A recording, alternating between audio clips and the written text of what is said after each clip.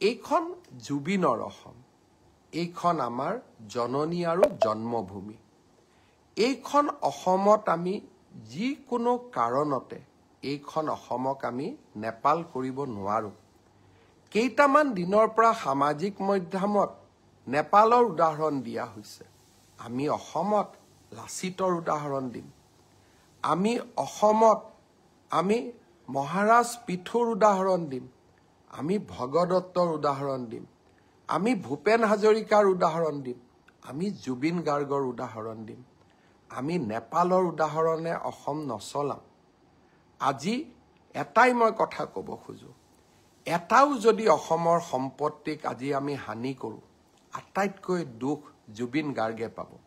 কাৰণ এইখন জুবিনৰ অসম, আমাৰ সকলোৰে জননী আৰু জন্মভূমি। আজি কেইগৰাকীমান ব্যক্তিয়ে জুবিনৰ ন্যায় বিচাৰি ৰাস্তাত আন্দোলন কৰিছে। পুলিচে তেওঁলোকক গ্ৰেপ্তাৰ কৰিছে আৰু মানুহে সুধিছে তেওঁলোকক কিয় গ্ৰেপ্তাৰ কৰা হ'ল।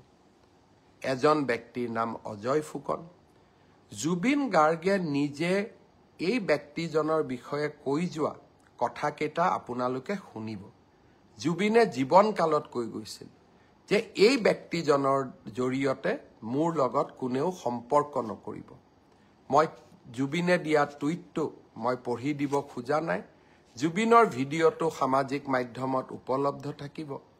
আৰু এইগৰাকী ব্যক্তিয়ে কংগ্ৰেছ দলৰ যোৱা চাবুৱা বিধানসভা সমষ্টিৰ প্ৰাৰ্থী আছিল।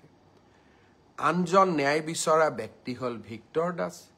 এগৰাকী সহজ সৰল ছোৱালীক কেনেকৈ গুৰুল কৰি এই ব্যক্তিজনে পিটিছিলে তাৰ প্ৰতিচ্ছবি এতিয়াও আমাৰ সন্মুখত পৰা আঁতৰি যোৱা নাই। যিদিনাখন এই ব্যক্তিজনে ছোৱালীজনীক গুৰুল কৰি মাৰিছিলে, মই ভাবোঁ সিদিনাখন জুবিনেও কান্দিছিলে আৰু জুবিনেও এই ব্যক্তিজনৰ বিৰুদ্ধে ন্যায় বিচাৰিছিলে। অসমবাসী ৰাইজক মই বিনম্ৰতাৰে সৈতে ক'ব খোজো, জুবিনৰ নামত চৰকাৰ বিৰোধী ৰাজনীতি হ'ব নোৱাৰে। জুবিনৰ নামত আমি অসমখনক নেপাল কৰিব দিব নোৱাৰো। আৰু জুবিনৰ আত্মাক শান্তি দিবৰ বাবে আমি এই অসমখনক সুফলা কৰি আমি নিৰ্মাণ কৰিব লাগিব। এইখন অসমক আমি ভাৰতৰ শ্ৰেষ্ঠতম ৰাজ্য কৰিব লাগিব। সেইবাবে মই সকলোকে কৰজোৰে অনুৰোধ কৰোঁ, নেপাল কৰাৰ প্ৰচেষ্টা নকৰিব।